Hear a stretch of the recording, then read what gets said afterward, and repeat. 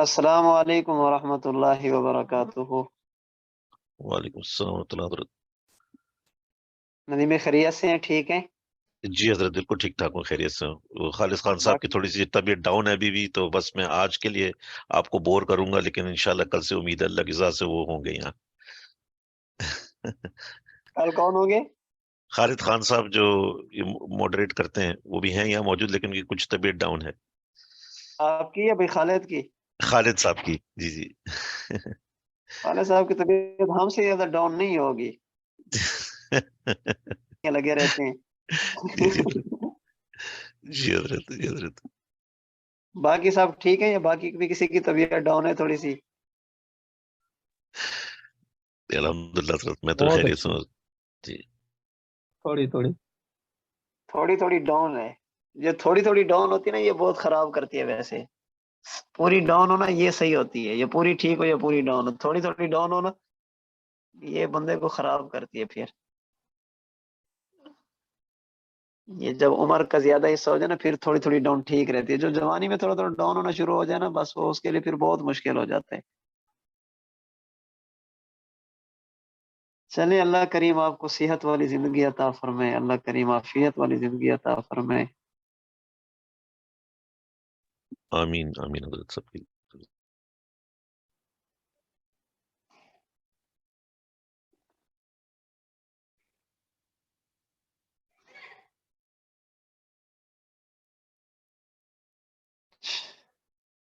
کسی نے کوئی بات کہنی ہے یا میں شروع کروں؟ کہاں تک پہنچے تھے مجھے تو اب یہ بھی پتہ نہیں ہے، کافی عرصہ میرے خیال میں گزر گیا۔ جی استاد جی، شاذ تک کر لیا۔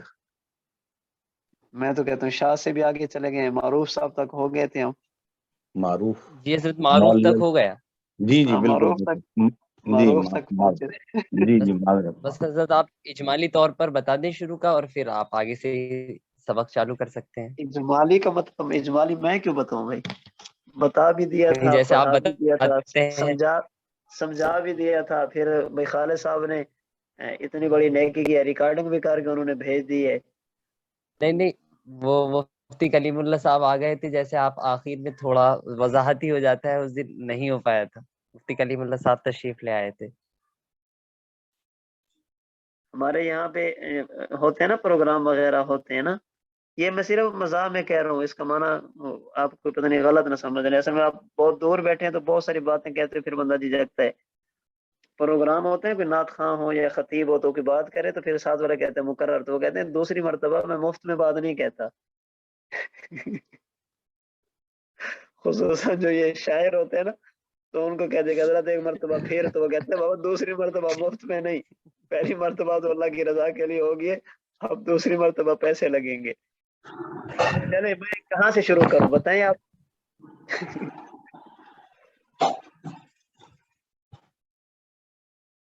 بتائیں شاذ محفوظ منکر معروف کس پر میں نے بات شروع کی تھی کہ اگر ایک بندہ خود قابل اعتماد ہو۔ فہیم اللہ صاحب کھانسی میک بند کر کے کیا کریں۔ فہیم اللہ صاحب آپ میری آواز آ رہی ہے آپ کو؟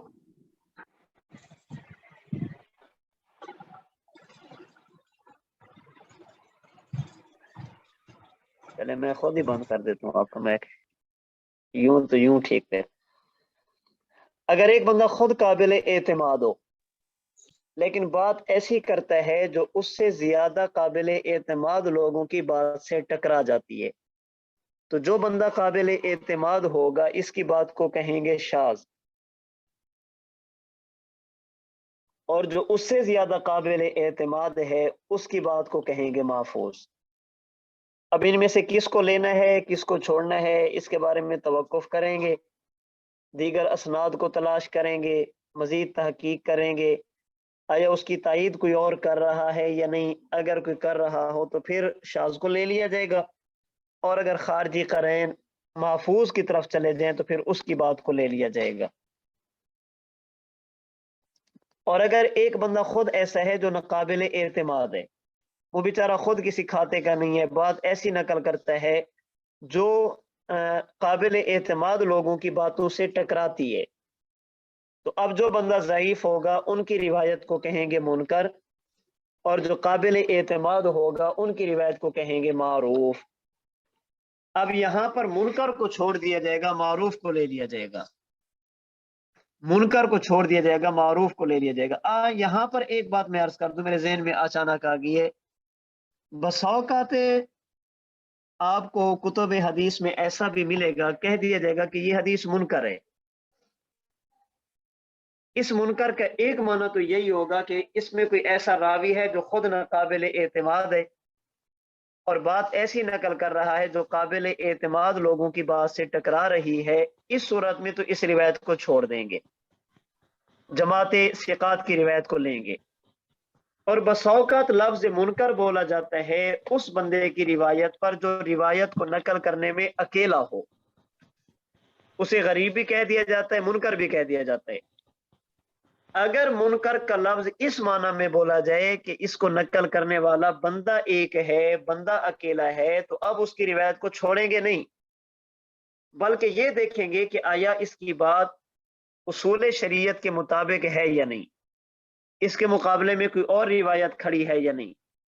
اگر اس کے مقابلے میں کوئی اور روایت نہ ہو تب بھی اس کو لے لیں گے، اور اگر وہ روایت اصول شریعت کے مطابق ہو تب بھی اس کو لے لیں گے۔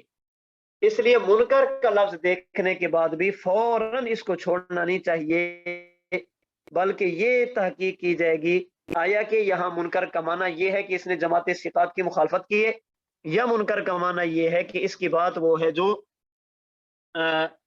اپنا جس میں نقل کرنے والا بندہ اکیلا ہے۔ اس لیے اس تحقیق کے بعد پھر اس روایت کو لینے کا یا اس روایت کو چھوڑنے کا فیصلہ کیا جائے گا۔ راویوں کی صفات کے اعتبار سے 16 اقسام میں سے 12ویں قسم ہے معلل۔ علل یعلل تعلیلا، باب تفعیل کا اسم مفعول آتا ہے معلل۔ معلل کہتے ہیں اس حدیث کو جو بظاہر بے عیب ہو، یعنی اس کے اندر کسی قسم کا کوئی عیب، کسی قسم کی کمی، کسی قسم کی کوتاہی موجود نہیں ہے، لیکن اس کے اندر کوئی ایسی پوشیدہ اور مخفی علت موجود ہو جو صحت حدیث کو نقصان دے رہی ہو۔ پھر سمجھیں، معلل اس روایت کو کہا جاتا ہے جو بظاہر صحیح سالم ہو، بندہ جب دیکھتا ہے تو کہتے ہیں یار بالکل ٹھیک بات لگ رہی ہے، بظاہر بے عیب ہو، لیکن اس کے اندر کوئی ایسی مخفی پوشیدہ علت موجود ہو جس کی وجہ سے صحت حدیث یہ مجروح ہو رہی ہو، وہ پوشیدہ علت صحت حدیث کو نقصان پہنچا رہی ہو۔ اب یہ کام ایسا ہے جس کے لیے بہت زیادہ محنت کی ضرورت پڑتی ہے، ماہرین فن جو ہوتے ہیں وہ اس کو معلوم کر لیتے ہیں، ویسے یہ بات ہر کسی کو معلوم نہیں ہوتی۔ میں اس پہ سمجھانے کے لیے ایک مثال آپ کی خدمت میں عرض کر دیتا ہوں کہ یہ کیسے ہوتا ہے۔ یاسین دروازہ بند کر دیا۔ یہ کیسے ہوتا ہے؟ حدیث مبارک کی ایک کتاب ہے، اس کا نام ہے صحیح ابن خزیمہ۔ امام ابن خزیمہ رحمۃ اللہ علیہ نے اس کتاب کے اندر کئی ایک روایات کو جمع فرمایا۔ اس کتاب کے اندر آپ نے صحابی رسول حضرت وائل بن حجر رضی اللہ تعالی عنہ سے ایک روایت نقل کی، جس کا مضمون یہ ہے کہ جناب رسول اللہ صلی اللہ علیہ وسلم نے نماز ادا فرمائی، دوران نماز آپ نے سینے پر ہاتھ باندھے۔ یہ روایت ایسی ہے، حدیث مبارک ایسی ہے، اس میں ایک راوی ہے مؤمل بن اسماعیل، اس کی وجہ سے یہ روایت ضعیف ہے۔ بر صغیر میں اور اس وقت دنیا میں وہ لوگ جو اپنے آپ کو اہل حدیث کہتے ہیں، ان کا چونکہ اس روایت پر عمل ہے، سینے پر وہ ہاتھ باندھتے ہیں، اور سب سے مضبوط روایت اور دلیل وہ اسی کو سمجھتے ہیں۔ خود اہل حدیث علماء نے بھی اس روایت کو ضعیف کہا ہے۔ علامہ ناصر الدین البانی، ان کے بہت بڑے محدث گزرے ہیں، وہ بھی فرماتے ہیں کہ یہ حدیث ضعیف ہے، اس کو پیش کرنا درست نہیں ہے۔ بات سمجھیں گے، ان کے بعض علماء نے کیا کام کیا، متن اٹھایا صحیح ابن خزیمہ کا، یعنی وہ جو الفاظ صحابی رسول سے آگے کے ہیں، اور اس کے ساتھ جو سند صحیح ابن خزیمہ کی تھی جس میں ضعیف راوی تھے اس کو ختم کر کے اس کے ساتھ سند لگا دی ہے صحیح مسلم کی، متن ابن خزیمہ کا، سند صحیح مسلم کی۔ اب ایسی ترتیب کے ساتھ انہوں نے اپنی کتابوں میں اس روایت کو نقل کیا ہے کہ ایک ایک راوی اس کتاب کے اندر، اس سند کے اندر موجود ہے،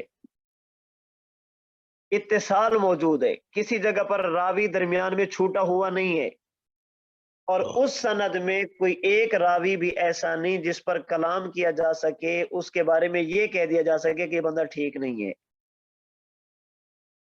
اسے کہتے ہیں معلل۔ ظاہری طور پر جب بندہ اس کو دیکھتے کہتے یار اللہ اکبر، اتنی زبردست قسم کی سند، ایک ایک راوی ایسا ہے جو ثقہ ہے، ایک ایک بندہ ایسا ہے جو قابل اعتماد ہے، درمیان میں کوئی راوی چھوٹا ہوا بھی نہیں ہے، تو ہم اس روایت پہ عمل کیوں نہیں کر رہے؟ جب تحقیق کی جاتی ہے تو پتہ چلتا ہے کہ بابا یہ تو اتنی بڑی گڑبڑ کی گئی ہے کہ متن ایک جگہ سے اٹھایا گیا، پوری سند کو ختم کر کے دوسری کتاب سے سند اٹھا کر لگا دی گئی ہے۔ اسے کہتے ہیں معلل۔ وہ حدیث جو بظاہر بے عیب ہو لیکن اس میں کوئی ایسی پوشیدہ علت موجود ہو جس کی وجہ سے صحت حدیث وہ مجروح ہو رہی ہو، صحت حدیث کے لیے وہ چیز نقصان دہ ہو، اسے کہا جاتا ہے معلل۔ اگر اس پر آپ میں سے کسی نے کوئی بات کہنی ہو تو فرمائے آپ۔ جی اسامہ بھائی۔ استاد جی، یہ ہمیں یہ کیسے پتا چلا کہ انہوں نے متن جو ہے ابن خزیمہ کا لگایا اور سند جو ہے صحیح بخاری، یہ کس انہوں نے اپنی کس کتاب کے اندر جو ہے نا یہ لکھا ہے؟ میں انشاءاللہ یہ تصویر کھینچ کے آپ کو بھیج دوں گا، ان کی فتاوی کی کتابوں کے اندر یہ بات موجود ہے۔ فتاوی کی کتابوں کے اندر انہوں نے یہ کام کیا ہے، فتاوی ثنائیہ وغیرہ کے اندر سند ابن خزیمہ، متن ابن خزیمہ کا اور سند اس کے ساتھ صحیح مسلم کی لگئی ہے۔ باقی کیسے پتہ چلے گا یہ تو علماء کو بھی پتہ نہیں چلتا، تو ہمیں کیسے پتہ چلے گا؟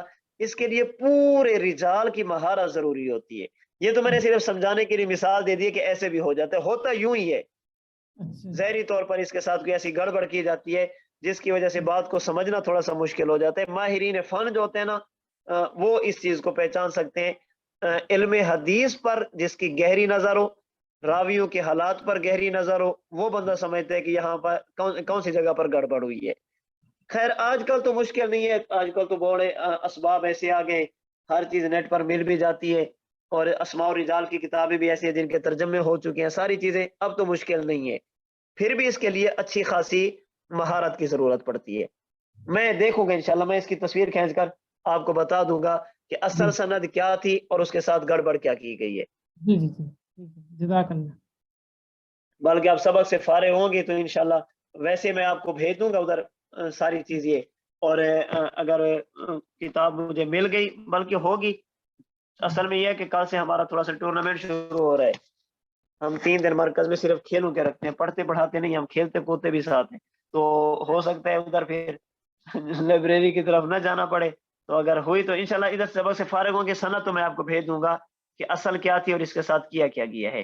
باقی تصویر میں دیکھوں گے انشاءاللہ، اگر مل گئی تو ضرور بھیج دوں گا۔ جی جزاک اللہ۔ جی ندیم بھائی۔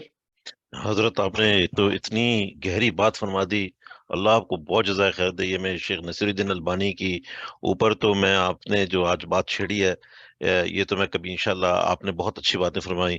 انہوں نے تو بہت ساری چیزیں امام اعظم ابو حنیفہ رحمۃ اللہ علیہ کے اوپر اتنا وار کیا ہے۔ اور حضرت آپ کو میں بتاؤں کہ میرا جو سفر شروع ہوا آپ کے مرکز کی طرف آج سے تقریباً 20 سال پہلے، وہ حضرت شروع ہی اس طرح ہوا کہ یہ جس مسجد میں جایا کرتا تھا اس کے اندر ان کا ایک مرید بیٹھا ہوا تھا نصیر الدین البانی کا، تو صبح سے شام تک ہر چیز کے ہاتھ، میں واحد آدمی تھا جو دعا کرتا تھا، اٹھا کے ہاتھ کہتا یہ بھی ضعیف ہے، یہ تم بدعت پھیلاتے ہو، تم یہ تسبیح لے کے آئے ہو یہ بھی بدعت ہے، تم حنفی ہو، تمہارے بزرگ جو ہیں وہ ان کا کوئی اس سے وہ نہیں ہے۔ تو وہ اتنی تکلیف ہوئی کہ اس کے بعد سے ہی اللہ تعالیٰ نے مجھے آخر آپ لوگوں تک پہنچا دیا 20 سال کے بعد۔ اللہ پاک آپ کو اجر۔ میں بھائی ندیم اس پہ بھی انشاءاللہ کبھی بات کروں گا جی حضرت، کہ اس بندے کے کارنامے ہیں کیا۔ جی حضرت، پلیز اس نے پلیز حضرت۔ اس نے امام بخاری کی کتابوں پہ کہاں کہاں پہ ہاتھ صاف کیے ہیں، اللہ یہ اکبر. بڑی لمبی داستان اس کی. امام بخاری رحمۃ اللہ علیہ کی اس نے چیپٹر کے چیپٹر اس نے اڑے ہیں امام بخاری کی کتابوں سے، ابواب ختم کیے ہیں. اللہ امام اکبر. بخاری کی حدیث کی کتابوں پر تحقیق کے نام سے انہوں نے حلیہ بگاڑ کے رکھ دیے. جو بھی اپنے موقف کے خلاف ہے یہ بس ضعیف، جو بھی جی موقف حضرت. کے خلاف ہے یہ ضعیف. اس طرح جی کر حضرت. کے 200-300 کے قریب احادیث ایسی ہیں جو الادب المفرد امام بخاری کی کتاب سے انہوں نے ختم کی ہیں. اللہ اکبر حضرت. اللہ اکبر. آپ نے اور کتنی گہری بات. جی حضرت. میں جی حضرت. انشاءاللہ اس پہ دیکھوں گا کبھی، اگر الفانی صاحب میں ان کا تھوڑا سا بات کروں گا یہ بندہ کرتا کیا ہے. جی حضرت. میں اس لیے آپ سے بس یہ میں اختصار کے ساتھ یہ بات کر رہا ہوں اور حضرات کو سوال پوچھنا ہے، کیونکہ شیخ نصیر الدین البانی کے بارے میں بہت خاموشی میں دیکھتا ہوں ہر جگہ، تو ڈر لگتا ہے کیونکہ مجھے تو علم ہی نہیں ہے، تو ہم کو میں سمجھا شاید ان کو بڑے بڑے دائروں میں آپ حضرات نے ان کو دیکھا ہوا ہے اور کچھ ایسی چیز دیکھ کے اس پہ خاموشی اختیار کر لی ہے کہ شاید امت کی بہتری کی وجہ سے. لیکن بس یہ بات کہنا تھا سر. جزاک اللہ. السلام علیکم. جزاک اللہ جزاک اللہ. جی راشد بھائی.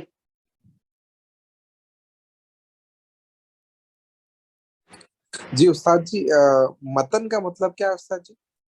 متن کا معنی ہوتا ہے پیغام. سند کہتے ہیں نقل کرنے والے راویوں کو، افراد کو، اور متن جی کہتے ہیں جو اصل بات ہوتی ہے. جیسے آپ حدیث میں پڑھ رہے ہیں، حضور علیہ الصلوۃ والسلام نے فرمایا انما الاعمال بالنیات. یہ جو اللہ کے جی نبی کے الفاظ ہیں نا، وہ قول ہو، جی وہ عمل ہو، وہ تقریر ہو، اس سے متن کہتے ہیں. جی. تو جیسا آپ نے بتایا کہ یہ لوگ متن الگ نکالتے ہیں اور یہ راویوں کو الگ جوڑتے ہیں، تو کیا ایسا کر سکتے ہیں؟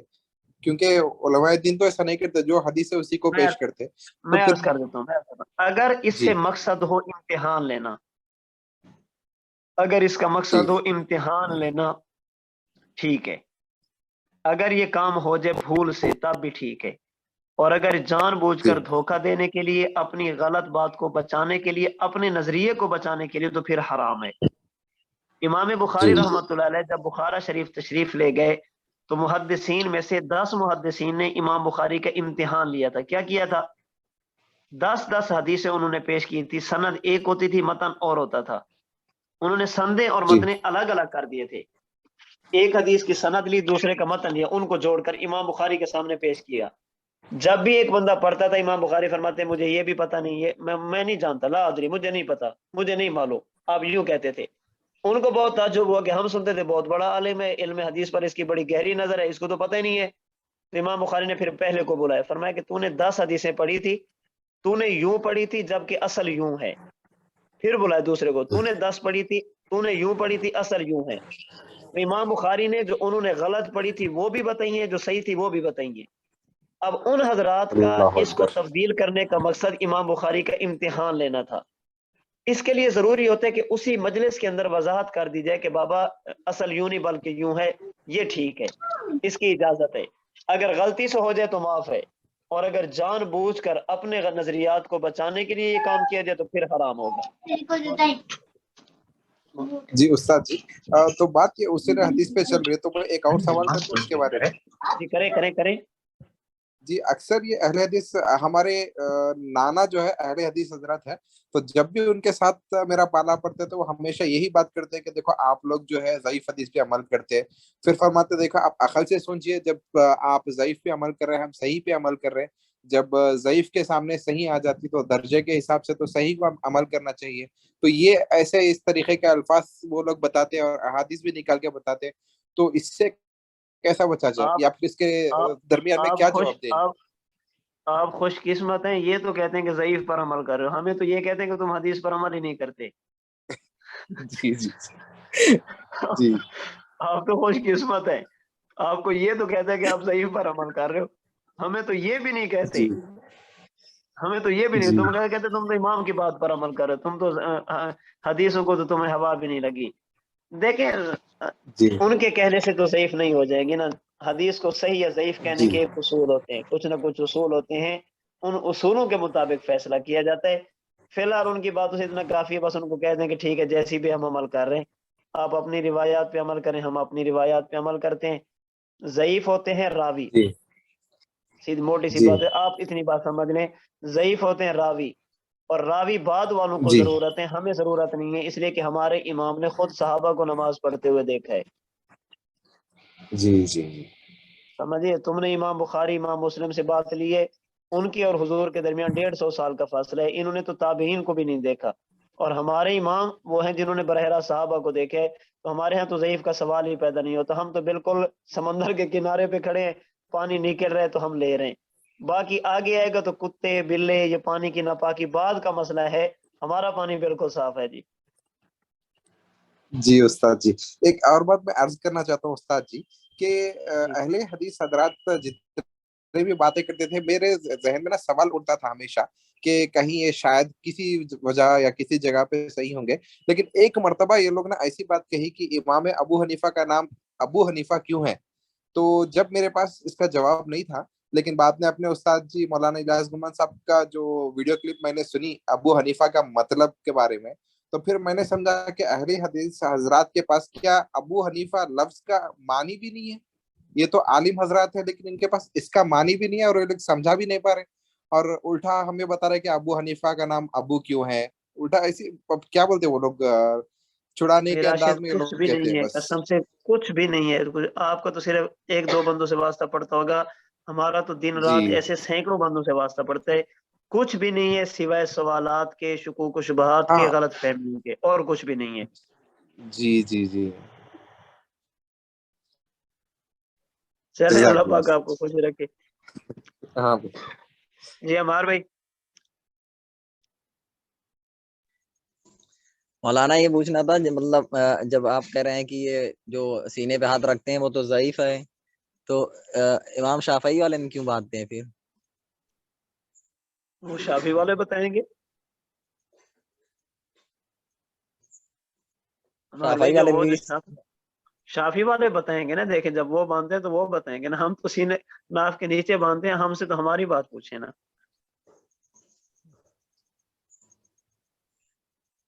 جہاں پہ آپ ہاتھ باندھیں گے اس کی دلیل آپ دیں گے، جہاں پہ میں باندھوں گا اس کی دلیل میں دوں گا. یہ بات تو بالکل انصاف کی ہے. باقی دیکھیں وہ کیوں باندھتے ہیں.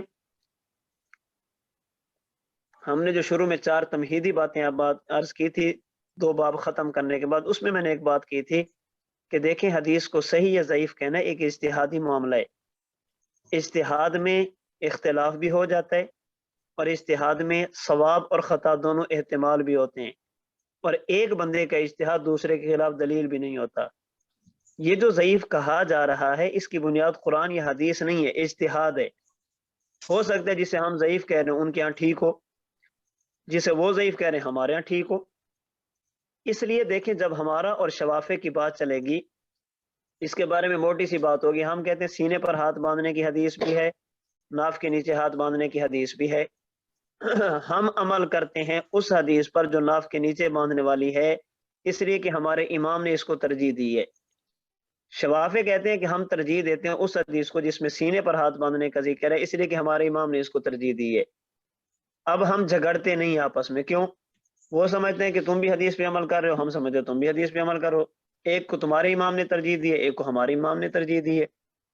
ان لوگوں کے ساتھ مسئلہ یہ ہے کہ وہ کہتے ہیں ہماری حدیث ہے، تمہاری ہے ہی نہیں، تمہاری نماز ہی نہیں ہوتی، ناف کے نیچے ہاتھ باندھتے، گندی جگہ ہے، ناپاک جگہ ہے، پتہ نہیں کیا کچھ کہا جاتا ہے. ان کے ساتھ اصل جھگڑا یہ ہے.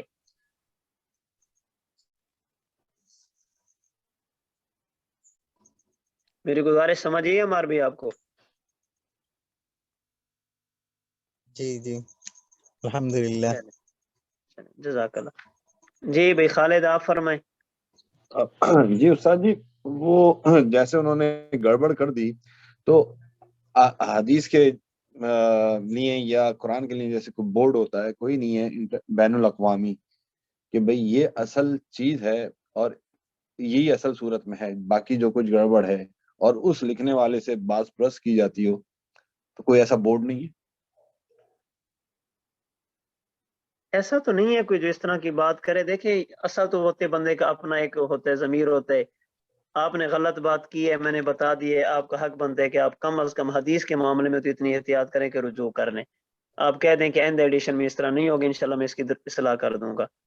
باقی اس طرح نہیں ہے کہ جہاں تک یہ بات کی جس کو بس فرقہ واریت کا نام دیا جاتا ہے، اس طرح کا عنوانہ کہہ کر اس کو چھوڑ دیا جاتا ہے، اور ہم بھی اس پر پھر زیادہ زور نہیں لگاتے. کم از کم یہ ہے کہ جو سنجیدہ طبقہ ان تک اپنی بات پہنچاتے ہیں بھی دیکھیں یہ یہاں گڑبڑ کر رہے ہیں. کیوں استاد جی، یہ تو بہت بڑا غبن ہے. اب اگر اس غبن پہ خالد بین بھائی الاقوامی طور پہ کچھ نہیں بن رہا تو یہ کذب علی النبی کی طرح ایک جرم ہے. جیسے حضور علیہ الصلوۃ والسلام کی بات کو آپ کی بات نہ ہو آپ کی طرف منسوب کرنا یہ جرم ہے. یہ اسی طرح کا محدثین فرماتے اسی طرح کا جرم ہے. یہ چھوٹی بات تو نہیں ہے. اور اس میں تو وہ تشریح بھی نہیں کر رہے نا، وہ تو انہوں نے کچھ بھی نہیں جھوٹ کر رہے دیا، کچھ. اور جھوٹ کر دیا، ادھر کا ادھر کر دیا. جی بالکل ایسے ہی ہے، بالکل ایسے ہی ہے. جزاک اللہ خیر. جی بھائی عبدالصمد. جزاک اللہ استاد جی. استاد جی میری بات تو بالکل ہٹ کے ہے. اچھا استاد جی، وہ میں ادھر مسجد میں جمعہ وغیرہ بھی پڑھاتا ہوں، تو ابھی ایک ہمارے مقتدی ہیں، ان کا اچانک فون آیا ہے آپ کی کلاس شروع ہونے سے تھوڑی دیر پہلے کہ بھئی آپ نے نکاح پڑھانا ہے، دو گھنٹے بعد نکاح ہے. تو میں نے تو آج تک کبھی نکاح پڑھایا نہیں ہے، نہ مجھے اس کا کچھ پتا ہے. خیال کرنا ہے. تو میں نے کہا استاد جی آپ بتائیں کیا کیا جائے. انہیں ہاں کروں اپنا نہ ہوا کروں. ہے، اپنا جی ہوا جی ہے، اپنا ہوا الحمدللہ. پھر کیا ٹینشن. وہ تو ٹھیک ہے، لیکن کوئی تجربہ ہی نہیں ہے بالکل اس سے متعلق.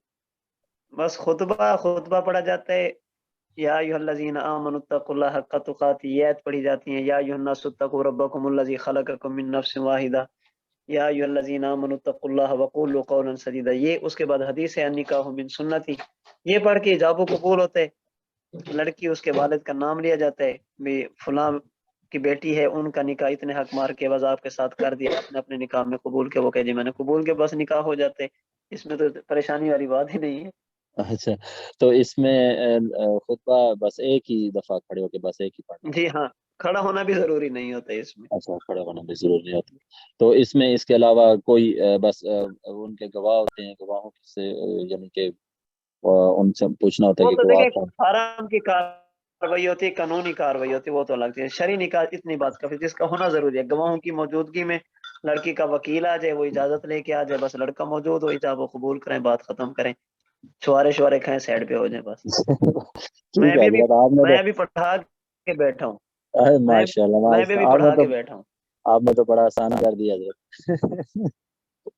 بس ٹھیک ہے، میں سمپل اور نحمد وہاں سے شروع کروں گا. نہیں جی یہاں سے شروع کر کے آگے سے جیسے آپ نے آیات بتائی ہیں، یا ایھا الناس اتقوا والی کچھ پڑھ کے من نفس واحدہ، پھر اس کے بعد ایک حدیث پڑھ کے، اس کے بعد جو دعایا کلمات ہوتے ہیں وہ پڑھ کے، اس کے بعد استاد جی اپنے سمیع صاحب کا نکاح پڑھا دیا ہم. استاد جی ایک جملہ بولنے کو دل چاہ رہا ہے. جی ان سے بول رہے خود قبول نہ کر لیں. میں نے اس لیے پوچھا تھا کہ آپ کا ہوا یا نہیں ہوا. نہیں انشاءاللہ آپ میں نے بھی اس لیے پوچھا تھا کہ آپ کا ہو گیا یا نہیں ہوا. بس انہوں نے کہہ دیا کہ قبول ہو نہیں گئی، اس کریں لیے گے پھر میں نے اگلی بات نہیں کی.